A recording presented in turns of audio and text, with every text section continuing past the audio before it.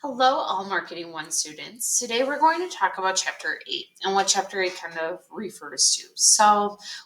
By this point, we've already met in class, and by meeting in class, we've already started talking about customer profiles and how do companies segment, target, and position themselves. So we've already kind of started kind of working backwards this time. So we started with like what we're going to do with it, and now I'm going to start putting some definitions or some terminology in with it for you to really understand how businesses go through and really work on that segmenting, targeting, and positioning because it is such a large factor within our marketing campaigns. So the first thing we're going to do is just identify STP. So most businesses will just say STP and it's no big deal. And if you're not really in marketing business, you're going to be like, I don't even know what that is. So STP refers to segmenting, targeting, and positioning. And these things typically go in order. So we're going to start with our segmentation, and then we're going to look at targeting. And then we're going to finish up with positioning. And I'm going to explain what each of those steps really look like and how they're used within a business setting. The first one is going to be on segmenting. A business can't be all things to all people. So one of my pet peeves in life, especially when it comes to when I teach marketing, is when a company has a product and they say, well, anyone can get it. Well, that's not really the case. Like, you're still segmenting. You're still going to have someone who's going to purchase it, and you have a primary target market of who's going to purchase that product. So when I was reading someone's 4-piece project, and they were talking about the fact that everyone can play baseball. Well, yes, everyone can play baseball, but there's definitely an age where you start playing baseball and kind of end playing baseball. So thinking about those types of parts that we kind of look at. And that's where market segmentation is really important. So instead of just doing a one size fits all campaign, what most companies will do is this market segmentation where you divide customers with common characteristics and needs, because a lot of times those common characteristics are going to help drive what it is that they're going to purchase. So when we look at it, there are multiple different segments that we talk about, but there's 4 main ones that most people in business use. The first one is going to be demographics. So demographics are going to be things such as age, gender, marital status, so if they're married or not, their ethnicity, their sexuality, their education, occupation, and dependents. So dependents are children or people who they take care of. Whenever I talk about this one, demographics are things that you don't really get control over changing. Like, it is who you are. I mean, those are things I kind of think about. Like, I'm 33 and I don't really get to change my age. I can act or dress younger or older than I am, but it doesn't change the fact that I'm 33 years old. Like, it's just where I'm at in life. So typically we don't change a lot of those things, or we don't change them very often, I should say. So like, yes, you can change your marital status from being single to married to divorced, but hopefully you're not doing that a lot in your lifetime. So those are some things to kind of think about. From there, we look at our geographics and our geodemographics. It's important to note that geographics are your country, your region, your state, your city. So like, we live in the United States, our region is in north central section. So like, we kind of live in a cooler climate, I guess is a good way to say it. We live in Wisconsin, and then we live in McFarland or in the surrounding areas. But when we look at those things, yes, it factors in of like our state and region and city, but we also have to look at what's called a geodemographic. And that's the type of an area that we live in based on our geographics. So do we live in a really big city, which is more like urban? Do we live in more of a suburban area where it's a lot of families and houses and more residential? Or do we live in a rural community where it's kind of more based in a farm, rural, like country, where you're not really as close to your neighbors as like maybe an urban setting, because what you purchase might be very different based on if you are living in urban, suburban, or rural. And then we look at psychographics. Psychographics are all based on activities, so things we like to do, what we do on our time off of school and work, our interests that we enjoy, our lifestyle. So if we're kind of outdoorsy or if we're like very indoorsy, like what do we like to do, like that lifestyle? Do we always have to look like dressed up, or are you more of a casual dresser? Like those are all parts of that lifestyle that we look at. And then your personality is going to be a factor in this as well.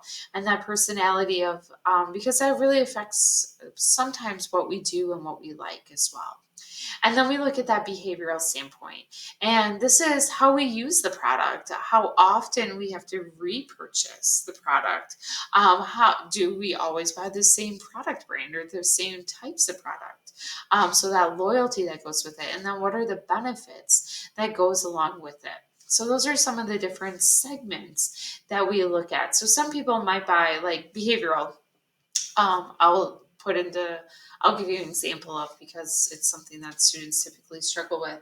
But my children will only eat Kraft macaroni and cheese in the little blue box, and that's it. So like, and we eat it like by the caseload, I swear. So we eat it a lot. So when we look at that behavioral, I always buy the same brand. I always buy the same product, and we use it a lot.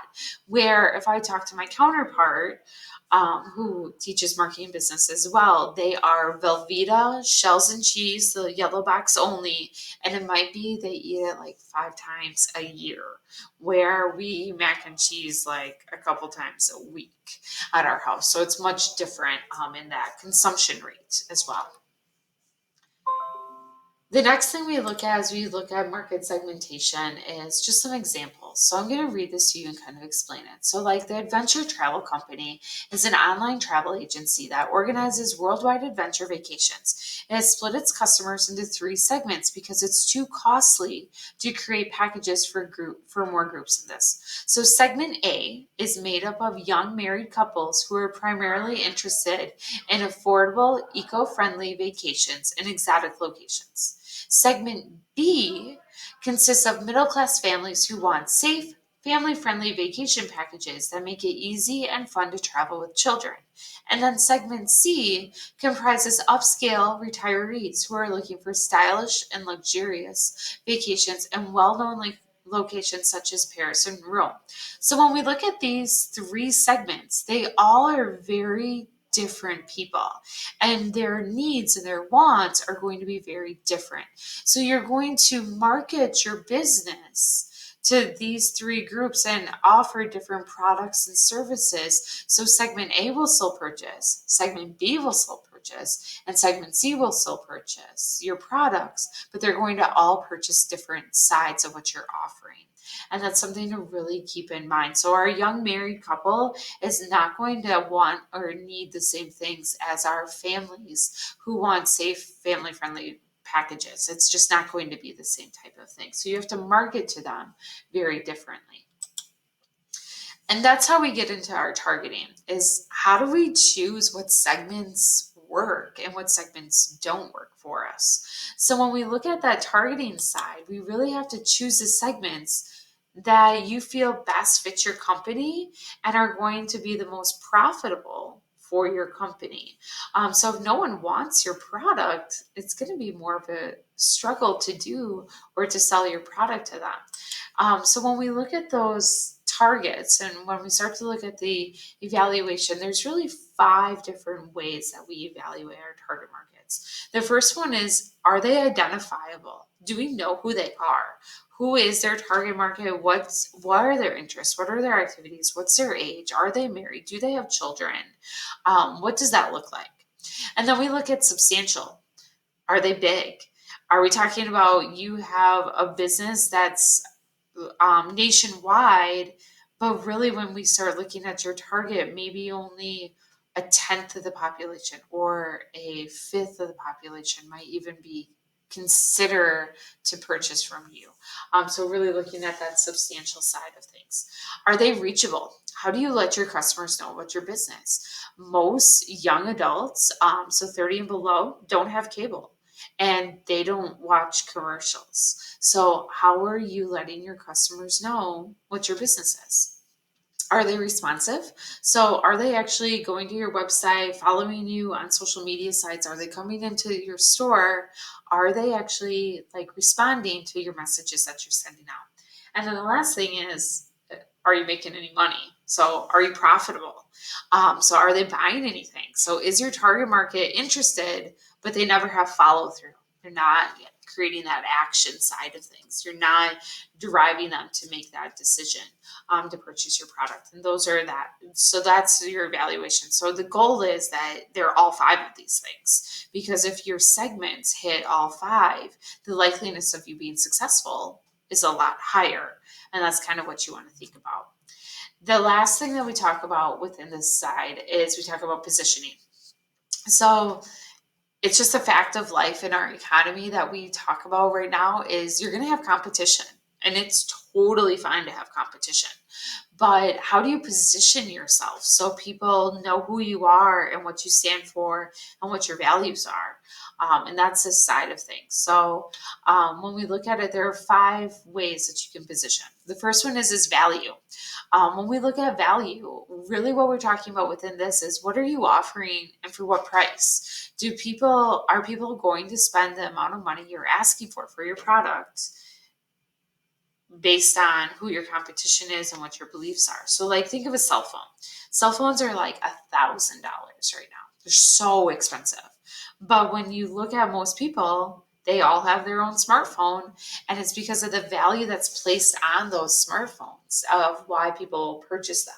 And some people will purchase one brand over another brand. So that gets into that brand loyalty, brand awareness, because either that's what you've always had, it's what you're comfortable with, or it's what you like more. And that's part of that brand loyalty. Like I think my iPhone that I have, I think this is like my seventh or eighth iPhone. And I only get a new phone every 2 to 3 years. So it's not like I'm just constantly upgrading. I constantly always have an iPhone. We also look at what's important to our customer, which are those salient attributes. So I want a phone that's reliable. I want something that I know how to use, that doesn't have a ton of issues, doesn't have recalls. All of those things are important to me within a cell phone. And then I look at competition. So yes, I could buy an Android or I could buy a Samsung phone. However, I like my phone. So that unique value proposition, our UVP, which is right after it, is what makes the iPhone better than a Samsung or an Android. And some people would be like, "Ugh, it's not." But when you really think about it, it's all that value is all based on the perception of your customer and what they feel is going to be the best value for that and what makes them better, more unique than someone else. And then the last thing we talk about here, and we'll do one in class as well, is what's called a perceptual map. And this is how you stack up against your competition.